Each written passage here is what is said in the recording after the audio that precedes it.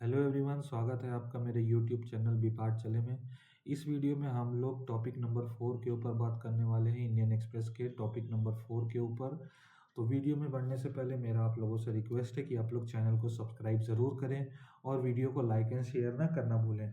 तो चलिए बढ़ते हैं वीडियो की तरफ। देखिए, इस टॉपिक में हम लोग पढ़ने वाले हैं public examination prevention of unfair means amendment bill के ऊपर। ठीक है, जो नीट प्रोटेस्ट अभी हुआ था उसके ऊपर गवर्नमेंट ने एक कानून ले आ दिया है, public examination prevention of unfair means amendment bill. ठीक है, थोड़ा सा इसका बैकग्राउंड जान लेते हैं। Following wide spread public outreach and parliamentary disruption over examination leak such as NEET UG in June 24, Parliament introduced and passed the Public Examination Prevention of Unfair Means Amendment Bill in July 2026 sorry. This bill significantly enhances, ये bill क्या करता है, it significantly enhances the penal provision laid down under the parent act of 2024 to restore credibility, transparency and fairness in public examinations conducted by major central recruitment agencies like UPSC, SSC, RRB, IBPS, NTA, etc। देखिए, मैं आपको एक structure बताता हूँ। जैसे आपको इस bill के ऊपर एक क्वेश्चन पूछ दिया गया है, तो आपको सीधे सीधे आंसर लिखना है। स्टार्टिंग जो इंट्रोडक्शन देना है कि this bill significantly enhances the penal provision laid down under the parent 2024 act. Two के बाद आपको ऐसे डैश देना है और नीचे जो है एक ऐसे फ्रेमवर्क बनाना है, ऐसे 3। और यहाँ पर जो है to restore credibility, number 1 restore credibility, to restore transparency and to restore fairness in public examinations conduct। उसके बाद फिर जो है नीचे कॉमा देके शुरू करना है, in public examinations conducted by major central recruitment agencies for example. ये सब देखिए, ऐसे एक इंट्रोडक्शन में भी आपका एक फ्रेमवर्क आएगा, तो वो जो है आपका एक इम्प्रेस करता है एग्जामिनर को। ऐसे अगर आप लिखेंगे एग्जाम में तो वो जो है एग्जामिनर के ऊपर एक अच्छा इफेक्ट डालता है।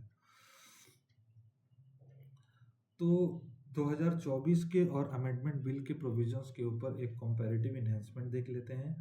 2024 का पेरेंट एक्ट क्या कहता है, imprisonment of 3 to 5 years and fine up to 10 lakh. Amended bill क्या कहता है, imprisonment of 5 to 10 years and fine up to 50 lakh rupees. Service providers के ऊपर क्या प्रोविजंस है, fine up to 1 crore rupees and 4-year ban on conducting public examinations. ये parent act के ऊपर है। और अमेंडेड बिल क्या कहता है, सर्विस प्रोवाइडर्स अगर कुछ गलत करते हैं तो fine up to ₹5 crore and 8-year ban on conducting public examinations. Directors या सीनियर मैनेजमेंट के ऊपर पेरेंट एक्ट क्या कहता है, imprisonment of at least 3 years and fine of ₹1 crore। Amended bill क्या कहता है, imprisonment of at least 5 year and fine up to 5 crore rupees. Organise crime syndicates के ऊपर ये क्या कहता है, imprisonment of 5 to 10 years and fine up to 1 crore rupees, parent act. और अमेंडेड बिल क्या कहता है, imprisonment of at least 7 years and fine of ₹10 crore।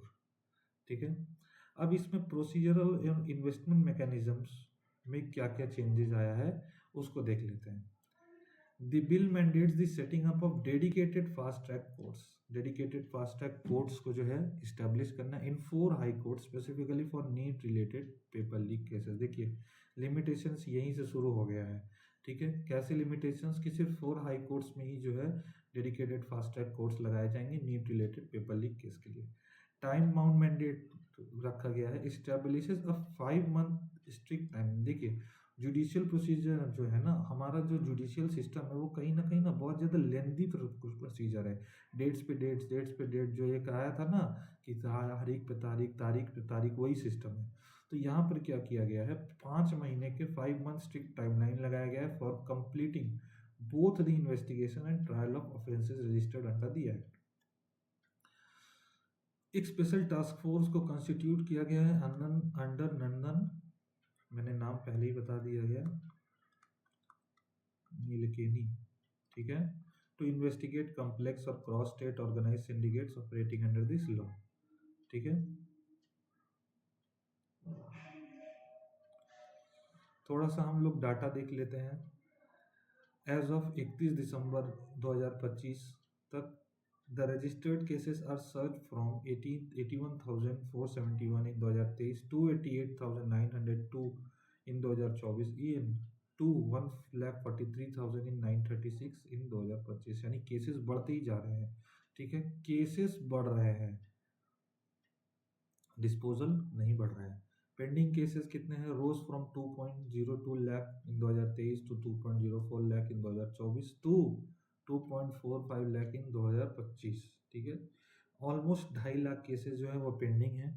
Disposal rate जो है 2024 में था 85,595 केसेस टू 66,500 केसेस इन 2025, यानी डिस्पोजल रेट और कम हो गया है। जहां हमारा डिस्पोजल रेट डबल होना चाहिए वहाँ डिस्पोजल रेट कम हो गया है।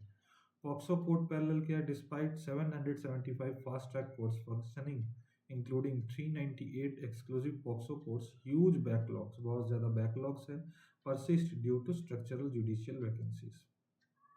काम करने वाला आदमी ही नहीं है, वैकेंसी पड़ा हुआ है, इसलिए बैकलॉग लग जाता है। बैकलॉग लग जाता है तो कोर्ट केसेस पेंडिंग रह जाते हैं और डिस्पोजल रेट जो है दिन पर दिन कम होते जा रहा है। क्रिटिकल असेसमेंट क्या है हमारे लिए, या चैलेंजेस क्या क्या है वो सब देख लेते हैं। merely designating fast track courts without addressing systemic judicial shortages, जैसे कि क्या क्या, वैकेंसी ऑफ जजेस, inadequate court staff and weak forensic tech infrastructure leads to severe case accumulation। सिर्फ फास्ट ट्रैक कोर्ट इस्टेब्लिश करने से नहीं होगा, हमें एक जुडिशियल शॉर्टेज जो हमारा है उसे भी हमें जो है कम करना पड़ेगा। फॉर एग्जांपल जैसे कि जजेस की वैकेंसीज को फिल करना होगा, कोर्ट स्टाफ्स के वैकेंसीज को फिल करना होगा, या इनएडिक्वेट कोर्ट स्टाफ्स को हटा देना होगा, और वीक फॉरेंसिक टेक इंफ्रास्ट्रक्चर को जो है इन्हेंस करना होगा in the light of machine learning and AI. Next हम लोग देख लेते हैं deterrence theory limitations. Higher penal sentences act as effective deterrents only when combined with high conviction rate with swift trial completion. Higher penal sentences जो हमारा parliament लगा रहा है जैसे 10 साल और 10 करोड़, ये तभी इफेक्टिव हो सकता है जब कन्विक्शन रेट्स हाई हो और ट्रायल जो है आसानी से जो है कंप्लीट हो। इंस्टीट्यूशनल ओवर सेंट्रलाइजेशन देख लेते हैं। Reliance on central agencies and union special task force requires seamless coordination with state police forces given that law and order is state subject. ठीक है, एसटीएफ या सेंट्रल एजेंसीज जो कि central subject के अंदर में आते हैं, उनका एक सीमलेस कोऑर्डिनेशन होना चाहिए स्टेट पुलिस फोर्स के साथ, ताकि केसेस जो है वो जो है जल्दी से जल्दी और अच्छे तरीके से जो है कंप्लीट हो, क्योंकि स्टेट पुलिस फोर्स जो है वो स्टेट सब्जेक्ट के अंदर आती है in entry 1 of list 2। Way forward थोड़ा सा देख लेते हैं। Judicial capacity building, concurrent sanctioning of judicial posts and digital court infrastructure whenever new fast track courts are created under specialized statutes। कहीं भी अगर हम लोग नया फास्ट ट्रैक कोर्ट बना रहे हैं या बनाने के लिए तत्पर हैं तो वहाँ पर सबसे ज़्यादा ज़रूरी है कि जुडिशियल पोस्ट्स का जो है वहाँ पर सैंक्शनिंग हो, जुडिशियल पोस्ट में वैकेंसीज नहीं रहनी चाहिए, और डिजिटल कोर्ट इंफ्रास्ट्रक्चर जैसे मशीन लर्निंग या एआई का यूज़ ज़्यादा से ज़्यादा होना चाहिए। End to end examination security देख लेते हैं। Incorporate digital question paper distribution, biometric authentication and audit trails rather than post facto penal measures alone.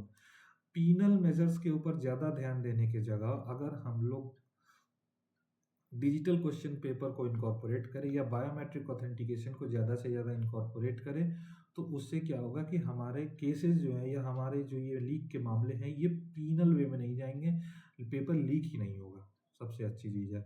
Whistleblower protection and rewards, strengthen mechanisms to encourage insiders and students to report leak syndicates early without fear of harassment।